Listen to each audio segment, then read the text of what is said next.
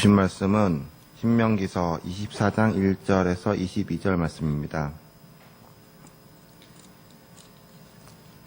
사람이 아내를 맞이하여 데려온 후에 그에게 수치되는 일이 있음을 발견하고 그를 기뻐하지 아니하면 이혼 증서를 써서 그의 손에 주고 그를 자기 집에서 내보낼 것이요, 그 여자는 그의 집에서 나가서 다른 사람의 아내가 되려니와 그의 둘째 남편도 그를 미워하여 이혼 증서를 써서 그의 손에 주고 그를 자기 집에서 내보냈거나 또는 그를 아내로 맞이한 둘째 남편이 죽었다 하자, 그 여자는 이미 몸을 더럽혔은즉 그를 내보낸 전 남편이 그를 다시 아내로 맞이하지 말지니 이 일은 여호와 앞에 가증한 것이라. 너는 내 하나님 여호와께서 내게 기업으로 주시는 땅을 범죄하게 하지 말지니라. 사람이 새로이 아내를 맞이하였으면 그를 군대로 내보내지 말 것이요, 아무 직무도 그에게 맡기지 말 것이며, 그는 1년 동안 한가하게 집에 있으면서 그가 맞이한 아내를 즐겁게 할지니라. 사람이 맷돌이나 그 윗짝을 전당 잡지 말지니 이는 그 생명을 전당 잡음이니라.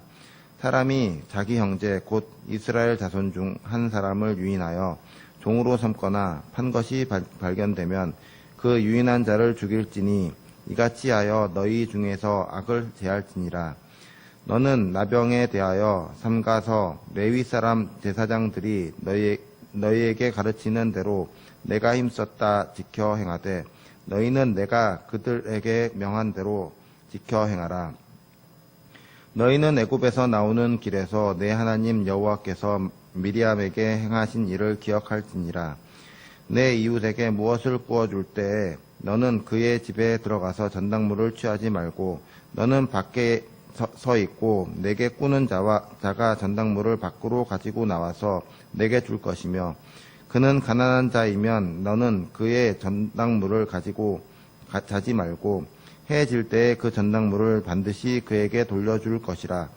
그리하면 그가 그 옷을 입고 자며 너를 위하여 축복하리니 그 일이 내 하나님 여호와 앞에서 내 공의로움이 되리라. 공공하고 비난 품고는 너희 형제든지 내 땅 성문 안에 우거하는 객이든지 그를 학대하지 말며 그 품삯을 당일에 주고 해진 후까지 미루지 말라. 이는 그가 가난함으로 그 품삯을 간절히 바람이라. 그가 너를 여호와께 호소하지 않게 하라. 그렇지 않으면 그것이 내게 죄가 될 것임이라. 아버지는 그 자식들로 말미암아 죽임을 당하지 않을 것이요, 자식들은 그 아버지로 말미암아 죽임을 당하지 아니할 것이니 각 사람은 자기 죄로 말미암아 죽임을 당할 것이니라. 너는 객이나 고아의 송사를 억울하게 하지 말며 과부의 옷을 전당 잡지 말라. 너는 애굽에서 종되었던 일과 내 하나님 여호와께서 너를 거기서 속량하신 것을 기억하라. 이러므로 내가 내게 이 일을 행하라 명령하노라. 내가 밭에서 곡식을 벨 때에 그 한 뭇을 밭에 잊어버렸거든 다시 가서 가져오지 말고 나그네와 고아와 과부를 위하여 남겨두라. 그리하면 내 하나님 여호와께서 내 손으로 하는 모든 일에 복을 내리시리라. 내가 내 감람나무를 떤 후에 그 가지를 다시 살피지 말고 그 남은 것은 객과 고아와 과부를 위하여 남겨두며, 내가 내 포도원의 포도를 딴 후에 그 남은 것을 다시 따지 말고 객과 고아와 과부를 위하여 남겨두라. 너는 애굽 땅에서 종되었던 것을 기억하라. 이러므로 내가 내게 이 일을 행하라 명령하노라.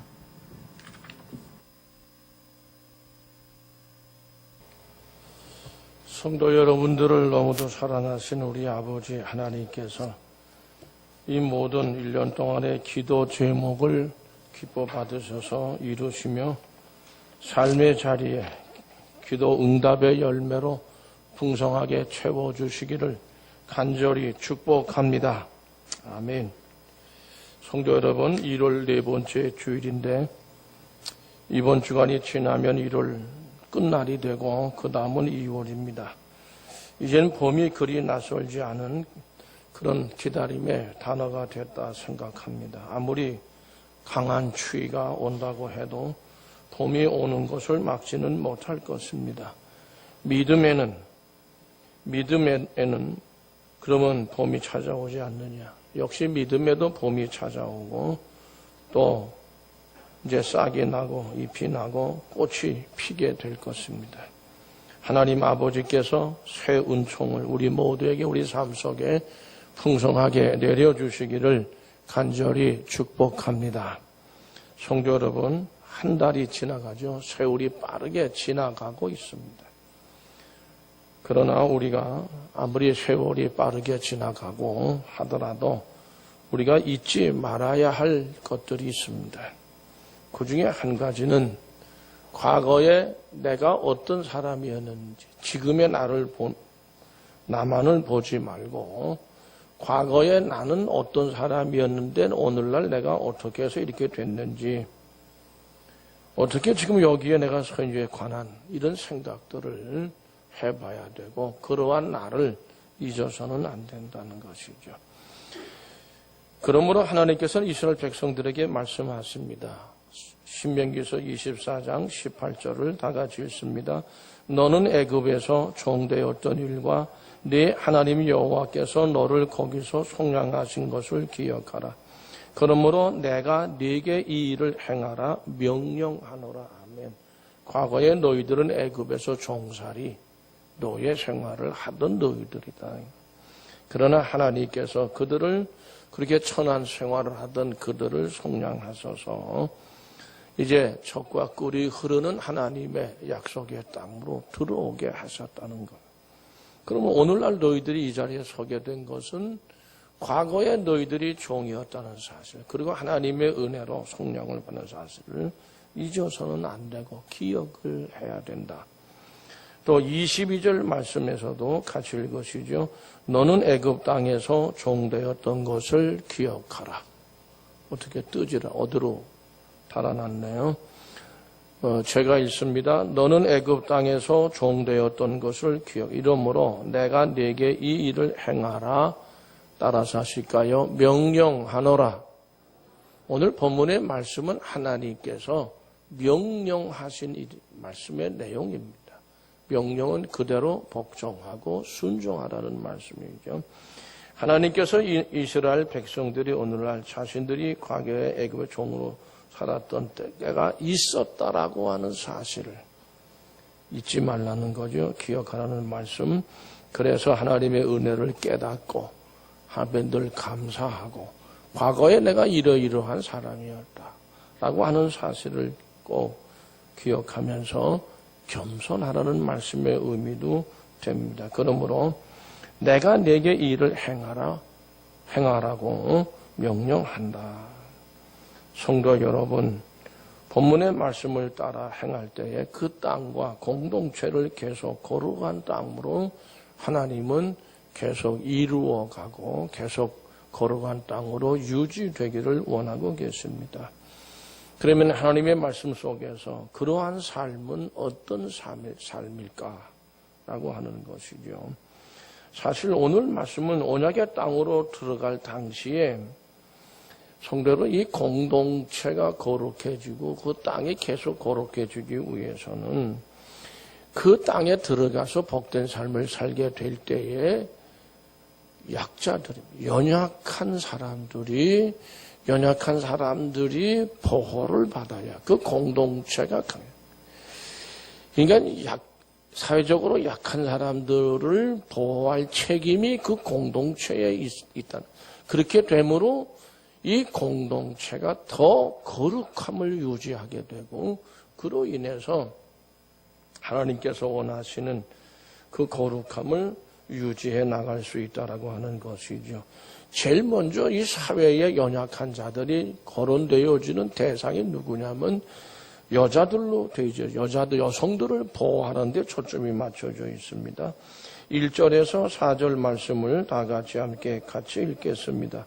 사람이 아내를 맞이하여 데려온 후에 그에게 수치되는 일이 있음을 발견하고 그를 기뻐하지 아니하면 이혼 증서를 써서 그의 손에 주고 그를 자기 집에서 내보낼 것이요. 그 여자는 그의 집에서 나가서 다른 사람의 아내가 되려니와 그의 둘째 남편도 그를 미워하여 이혼 증서를 써서 그의 손에 주고 그를 자기 집에서 내보냈거나 또는 그를 아내로 맞이한 둘째 남편이 죽었다 하자. 그 여자는 이미 몸을 더럽혔은즉 그를 내보낸 전 남편이 그를 다시 아내로 맞이하지 말지니 이 일은 여호와 앞에 가정한 것이라. 너는 네 하나님 여호와께서 네게 기업으로 주시는 땅을 범죄하게 하지 말지니라. 땅을 범죄하게 하는 일은 이 가정을 엉망진창으로 만들고 다 이상하게 만들어버리는 일이 그것이 결국에는 하나님의 거룩한 땅을 거룩되게 되어지지 못하게 하는 일이라고 하는 것이죠. 성도 여러분, 이건 가정에 대한 문제고 가정에 대한 문제는 이혼의 문제와 같이 더불어서 말씀되어지고 있습니다. 공동체가 강하고 튼튼하고 건전하고 건강하려면 가정이 건강하고 특히 부부 문제가 건강하고 또 그런 가운데서 건전해야 영적으로 육적으로 건전하고 건강해야 공동체가 가장 공동체의 기본 단위가 가정이기 때문에 우리 전전 주일날 그런 말씀들을 함께 나눈 적이 있습니다. 그런데 이게 이제 여기서 내용은 그 당시에 남성들이 자신의 마음에 따라서 임의로 아내를 버릴 수가 있었단 말이죠. 그래서 이혼의 어떤 악습이 싫으면 다 그냥 다 가라 그러고 또 좋으면은 지난번에 아내였던 사람을 버렸다가 또 찾아 들어오고 그 뭐 이런 식의 얘기가 아주 이 당시가 중동 지방이 되게 그랬던 것으로 되어져 있습니다. 그러니까 이런 악습을 하나님은 축복의 땅에 들어가서는 안 된다는 거예요. 왜냐하면 땅을 더럽히게 되고 공동체를 더럽히게 되는 거니까 거룩함을 유지할 수 없다라고 하는 것이죠. 성도 여러분, 지금 우리는 어떠합니까? 아무래도 그래도 이러고저러 여성들의 인권이나 지위가 많이 올라갔다 하더라도 역시 여성들이 남성들, 아직도 남성 위주의 사회이다 보니까 여성들이 여러 보호를 받아야 되는 이런 그런 그 존재들로 되어져 있습니다. 성도 여러분, 오늘 본문에서 그런 이야기거든요. 그러니까 이 가정이 건전하고 건강하고 영적으로 건강하고 또 그리고 육적으로 건강을 해야 공동체가 건강하다. 그리고 뭐든지 요즘 뭐 신문 기사 나오는 거 보면은 우리가 혀를 차는 일들이 참 많습니다. 오늘 본문 말씀에서 그런 일단 전제로 하고 두 번째는 신명기 24장 5절에서 20 마지막 절까지의 모든 말씀은 그 이외에 가난한 자, 또 다른 여러 부류의 약한 자들을 공동체가 책임을 져야 된다는 것이죠. 보호해야 된다는 겁니다. 그렇게 함으로 그 땅과 공동체를 더 건강하고 거룩한 땅과 공동체를 이룰 수 있다는 것이죠. 성도 여러분, 신명기서 24장 17절 18절 말씀을 다 같이 함께 읽겠습니다. 너는 객이나 고아의 송사를 억울하게 하지 말며 가부의 옷을 전당답지 말라. 너는 애굽에서 종되었던 일과 네 하나님 여호와께서 너를 거기서 속량하신 것을 기억하라. 이러므로 내가 네게 이 일을 행하라 명령하노라. 아멘. 성도 여러분, 나그네를 얘기합니다. 객은 고아의 송사, 고아들. 아마 이 가정의 문제, 남편과 아내의 문제도 그 당시에 40년 또 광야 생활하면서 또 애굽에서 노예 생활하면서 정말 전쟁이 많았고 참 많은 사람 남자들이 많이 죽었고 그렇기 때문에 가정이 여러 가지로 많이 불안한 요소들이 됐던 것 같습니다. 고아도 생기고 또 과부도 생기고 또 아내 없는 남자도 생기고 말이죠. 그러다 보니까 결국 이런 문제들로 인해서 그 거룩한 하나님이 주신 언약의 땅인데 그 땅에 더럽혀지고 공동체가 더럽혀졌단 말이죠. 그런 가운데서 이 객이나 고아의 억울하지. 그들이 애굽에서 노예 생활 종살이 할 때 당하던 일들이에요. 나그네로서. 또 그리고 그런 가운데서 고아와 같이 억울한 일을 참 많이 당했다. 너희들이 다 당했던 일이 아니냐라고 하는 것이죠. 그러므로 그런데 억울하게 하지 말라. 억울하게 하지 말아야 합니다. 그리고 과부의 옷을 전당 잡지 말라. 애굽에서 종되었던 일과 그 기억하라는 의미 중에 그것도 들어가요. 너희들이 당하던 일인데 왜 너희들이 같은 민족끼리 너희들이 또 그걸 또 그렇게 하면 되겠느냐는 말씀이죠.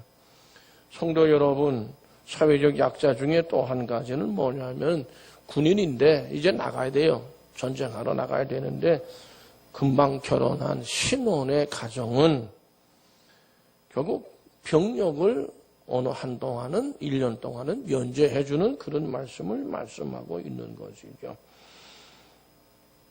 성도 이제 우리 또 그리고 이제 거기서 이제 그 유대 이스라엘 사람들의 생활 풍습 가운데서 매일의 식생활과 직결되는 생활 필수품, 특히 가난한 자에게서는 없어서 안 될 귀중한 물건들, 겉옷과 그 다음에 맷돌 중에 윗짝 위에 2개가 이렇게 있는데 위에 거 특히 뭐 아래짝이나 윗짝이나 똑같은 건데 결국 이거는 생존권을 박탈당하는 일입니다. 그러니까 그런 것들을 전당을 잡지 말라고 말씀하시고 전당 잡았을 경우에는 옷 같은 경우는 해지기 전 돌려주라는 겉옷은 그들에게 있어서 밤에 잘 때는 이불과 같은 그런 용도로 사용이 되어졌어요. 그러니까 그거 그렇게 하지 말라는 말씀이고요. 또 이제 사람을 유인해서 끌어다가 팔아먹는 사람이 있어요. 종으로. 또 그걸 사는 사람들은 물론 있겠죠. 근데 이런 일들은 아주 극형으로 처벌하게 되어져 있습니다. 7절 말씀 같이 읽어보실까요? 오늘 본문 말씀 7절 말씀 다 같이 함께 읽어보시죠. 사람이 자기 형제 곧 이스라엘 자손 중 한 사람을 유인하여 종으로 삼거나 판 것이 발견되면 그 유인한 자를 죽일지니 이같이 하여 너희 중에서 악을 그런 사람들을 용서할 수 없다는 그런 말씀의 내용인데 이게 인신매매라고 이렇게 생각을 합니다. 또 나병에 걸린 사람들은 레위기서에 어떻게 격리해서 어떻게 처리하는지를 말씀하고 있는데 역시 그런 가운데서 그 율법의 말씀대로 모든 것을 다 처리를 하되 이제 격리시키는 것으로 되어져 있고요. 9절 말씀하면 너희는 애굽에서 나오는 길에서 네 하나님 여호와께서 미리암에 행하신 일을 기억할지니라. 미리암이 모세를 비방하다가 어떻게 해서 나병이 걸렸어요. 그래서 완전히 격리시켜버렸어요. 격리시키도록 하나님께서. 그거 기억해라라고 하는 겁니다. 그대로 행하라는 말씀이고. 그 다음에 이제 10절에서 13절 말씀을 보면 이거는 이제 빌려주고 또 돈을 빌려주고 뭐 어떤 뭐를 갖다 또 이제 저기 해주고 물건을 빌려주고 하는 그런 게 채권자, 오늘날로 표현하면 채권자와 채무자의 관계입니다. 그렇게 할 때에 최소한의 의식 주는 채무자에게 보장을 해줘야 된다. 이건 그렇게 해석할 수밖에 없습니다. 전당물을 잡을 때도 담보물을 잡을 때도 내가 요구하는 거를 달라고 그러지 말고 채무자가 갖고 나오는 거를 잡으라고 말씀되어져 있고요. 그리고 그 옷 같은 거는 하루를 넘기면 안 되는 거로 되어져 있습니다. 해질 때 그 옷을 반드시 그게 돌려주는, 이건 최소한의 의식주가 채무자에게 보장되어지는, 그럴 때에 그 공동체가 더 거룩함으로, 땅과 공동체가 거룩함으로 지켜지고 유지해 나갈 수 있다는 것입니다. 그 일이 네 하나님 여호와 앞에서 네 공의로움이 되리라. 하나님 말씀을 따라 지키는 거니까 이게 거룩한 그런 공동체와 공동한 땅으로 유지해 나간다고 하는 말씀이죠. 품꾼이라는 말씀이 있는데 이거는 하루 벌어서 하루 먹고 사는 사람들을 얘기합니다. 이것도 애굽에서 종살이 할 때에 그들이 겪었던 일들이지요. 학대하지 말라고 되어 있어요. 나그네를 얘기합니다. 그래서 중동 지방에는 뭐 이스라엘 사람들이 아니더라도 나그네에 대해서는 사실 대접이 후합니다. 결코 그날 품삯은 그날 주고 하루를 넘겨서는 안 된다는 것이죠.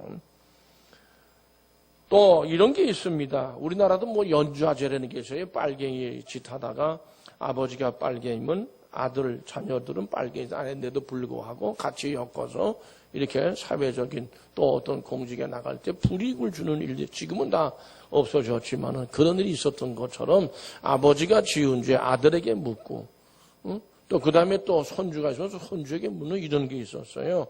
이걸 뭐 연대 처형법이라고 얘기한, 어쨌든 그런 게 있었어요. 그러나 개개인이 자기가 지은 죄는 그 사람한테만 묻지 아버지한테 묻다는데 자식에게 묻는, 그렇게 묻지 말라는 겁니다. 근데 16절 말씀을 다 같이 함께 읽어보실까요? 아버지는 그 자식들로 말미암아 죽임을 당하지 않을 것이요, 자식들은 그 아버지로 말미암아 죽임을 당하지 않을 것. 각 사람은 자기 죄로 말미암아 죽임을 당할 것이다. 개인의 죄는 개인에게 물어야지 공동체 전체에게 물을 수 없다. 가족 공동체를 얘기합니다. 또 가난하고 소외된 이웃에게는 은혜와 긍휼을 베풀라고 말씀하고 있습니다. 성도 여러분, 거의 17절, 18절 말씀 되풀이되는 부분들이 있지만 다 같이 함께 같이 읽어보시죠. 너는 객이나 고아의 송사를 억울하게 하지 말며 과부의 옷을 전당 잡지 말라. 너는 애굽에서 종되었던 일과 네 하나님 여호와께서 너를 거기서 속량하신 것을 기억하라. 그러므로 내가 네게 이 일을 행하라 명령하다. 하나님의 명령에 예 아멘 하여 그 명령을 따르는 저와 여러분들이 되어줄 수 있기를 간절히 축복합니다. 가난한 사람들, 특히 고아와 과부들에게 추수시에 뭐 나달 떨어지는 것까지 조금 남는 것까지 어떤 단을 다리 만들어놨는데 가지고 올 때 하나 놓고 나왔던지 하는 이런 것들은 그냥 내비두라는 거예요. 그들을 위해서 하다못해 새나 어떤 그런 이런 것들도 먹을 수 있지 않, 조금 남겨둠으로써 가난한 자의 생계에 조금이라도 보탬이 되도록 하라는 그런 말씀입니다. 성도 여러분, 객과 나그네와 고아와 과부를 위한 하나님의 따뜻한 사랑의 배려라고 생각합니다. 애굽에서 그들이 배고파 굶주릴 때에 나가서 주워 먹던 일들이에요. 애굽 사람들이 떨어뜨린 거. 그게 없어 놓으면 그날은 굶는 거죠. 그런 게 없다 보면. 하나님은 이스라엘 백성에게 애굽에서 종되었던 일과 하나님이 그 곳에서 그들을 속량하신 일을, 그 은혜를 결코 잊어서는 안 된다. 우리 말에 글쎄 개구리가 올챙이 시절을 기억하지 못한다는 말이 있지만 자기의 과거가 어떠했는데 오늘날 뭐가 좀 제대로 됐다고 그래서 참 과거를 잊어버리고 못된 짓을 한다고 한다면 하나님께 결코 용서받을 수 없는 일이 될 거라고 생각합니다. 밭에 곡식을 벨 때 감람나무의 열매들을 떨 때 그냥 깨알같이 싹 걷어들이지 말고 남겨두라는 겁니다. 우리 하나님을 믿고 예수님을 믿는 하나님의 백성들의 삶의 그 기초, 윤리의 기초는 예수 그리스도의 십자가의 은혜. 우리는 죄악으로 인해서 죽을 사람들이었습니다. 그러나 예수 그리스도께서 십자가의 보혈로 희생제물 되어 주셨기 때문에 우리가 모든 죄를 다 용서받는 은혜를 우리는 기억해야 된다는 그런 말씀이죠. 그리고 그 은혜를 같이 함께 나누어야 됩니다. 하나님께서는 가난하고 소외된 이웃을 위해서 배려하고 그들을 보호하는 그런 하나님의 백성들의 삶을 기뻐하시는 하나님이십니다. 성도 여러분, 지금 우리는 어떻습니까? 사회적인 약자들, 또 소외된 사람들 부지런히 보살피고 또 돌보아주고 있나요? 성도 여러분, 하나님 앞에서 우리가 은혜 받은 자이라는 사실을 꼭 기억하고 하나님께서 내가 내게 이 일을 행하라 명하노라 하신 그 말씀을 꼭 새겨서 정말 하나님의 뜻을 이루어가는 정말 그 축복의 땅을 거룩하게 하고 그 공동체를 거룩하게 해나가는 우리가 돼야 할 줄로 믿습니다. 성도 여러분, 우리가 잘 아는 이스라엘 사람들의 만나면 인사하는 말이 있습니다. 우리는 항상 안녕하십니까? 이런 표현을 많이 하는데 그 단어를 우리가 알고 있어요. 무슨 단어지요? 샬롬이라고 하는 단어. 샬롬, 물론 평안, 평화를 의미하는 말이기도 합니다. 근데 그 사람들이 단순히 개인적으로 이렇게 인사하는 그런 인사말인가? 그렇지 않다는 거. 이건 개인적인 차원에 있는 것, 머물러 있는 것이 아니고 저들은 뭐냐면 샬롬이라고 하는 것은 뭐냐면 그 민족 공동체 전체에 다 샬롬이 미치는 말이에요. 하나님의 평화와 평안이 함께하는 그러한 의미로 샬롬이라고 인사합니다. 단순한 개인과 개인의 인사가 아니라고 하는 것이죠. 이 샬롬이라고 하는 말은 공동체가 다 온전함을 이루는, 온전하게 이루는 그런 것을 온전히 이루는 목표, 그게 목표가 그거예요. 한 사람도 두 사람도 결코 평안하지 못하지 않는 그런 온전한 평화의 민족이 되기를 원하는 그 의미로 샬롬이라는 말로 인사를 나눈다고 하는 것이죠. 결국 그것은 온전한 이 샬롬이라고 하는 건 결국 땅도 삶의 환경입니다. 그리고 공동체가 거룩함을 이룰 때입니다. 가장 큰 평화를 이룬다는 의미로 샬롬을 외친다는 거죠. 샬롬은 개인적인 샬롬의 복을 함께 나누고 살아가는 그냥 아주 공동체 전체가 거룩함을 이루는 것으로서 공동체와 땅의 거룩함을 말합니다. 하나님께 창조하신 인간은요, 사람들은 처음에 물론 아담을 창조하셨어요. 그런데 그것으로 하나님이 보시기에 안 좋았다, 혼자 있는 게. 그래서 어떻게 했죠? 하와를 만드셨습니다. 복수로 창조되어진 것이 우리 인간입니다.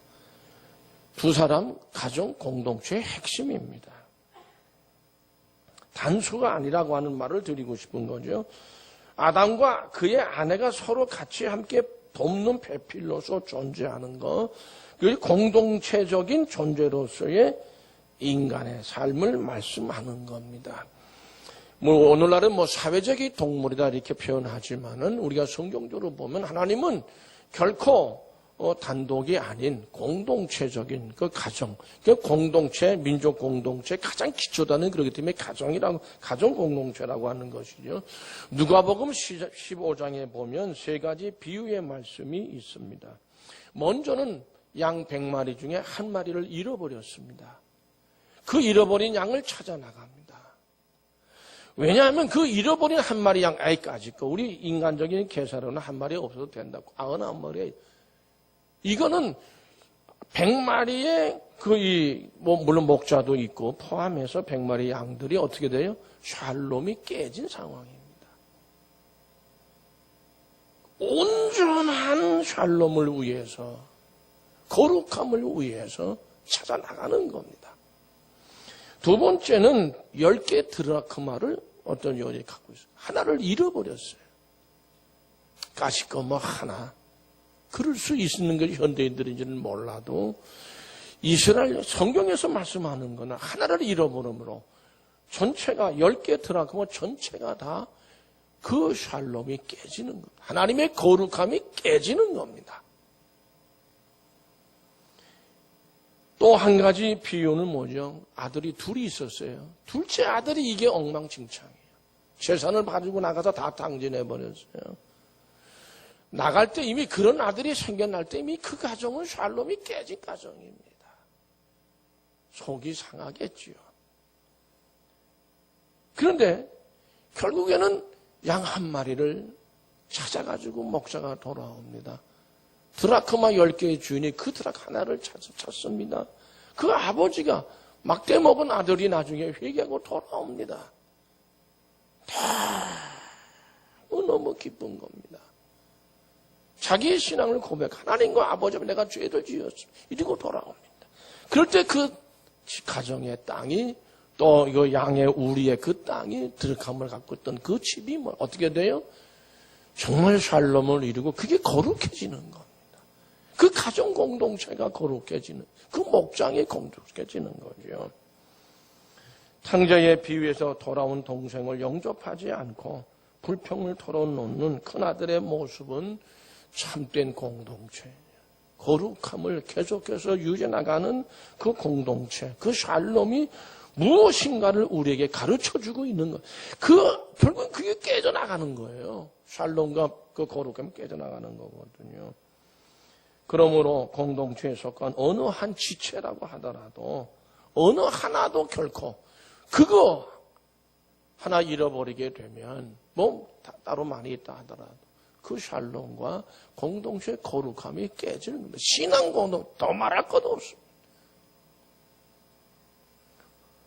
구약 성경에서 보면 가장 약하고 소외되기 쉬운 계층이 고아입니다. 그리고 과부들입니다. 그리고 이방의 나그네, 개구로 표현되어 있습니다만은 이들은 경제적 능력이 없습니다. 이스라엘 민족이 그랬습니다. 경제적 활동 자체가 보장되지도 못했고요. 성경은 이들의 삶을 공동체가 개개인에게 깊은 어떤 관심을 갖고 돌보고 보호해야 된다는, 그럴 때 이 공동체가 아주 거룩함과 그 삶의 주변 환경도 거룩함으로 이루어 진정한 샬롬의 민족, 샬롬의 나라가 이루어진다라고 하는 것이지요.